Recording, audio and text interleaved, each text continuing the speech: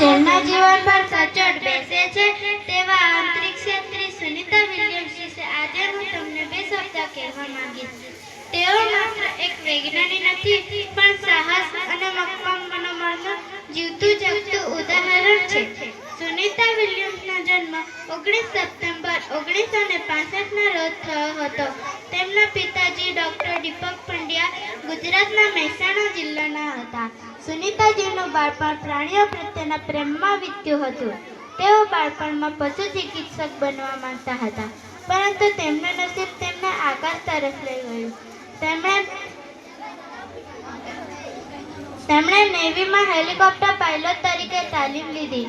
તેમણે 30થી વધુ અલગ અલગ પ્રકારના વિમાનોમાં 2770 કલાક ઉડાન ભરી છે.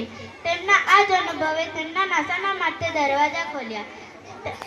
તેમણે 1998માં હજારો ઉમેદવારોમાંથી નાસા દ્વારા સુનિતા વિલિયમ્સની પસંદગી કરવામાં આવી. 2006માં તેઓ સૌપ્રથમ ડિસ્કવરી યાનમાં ગયા હતા. ત્યાં તેમણે 195 દિવસ વિતાવ્યા. તેમણે ઘણા સમય સુધી અવકાશમાં રહીને વિશ્વ રેકોર્ડ બનાવ્યો.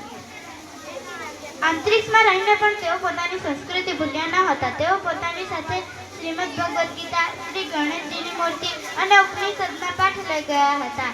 જૂન 2024માં તેઓ સૌપ્રથમ બોઈંગ સ્ટારલાઇનર યાનમાં ગયા હતા, જેમાં ટેકનિકલ ખામીના કારણે તેઓનું પરત ફરવાનું મુલતવી રાખવામાં આવ્યું. તેમણે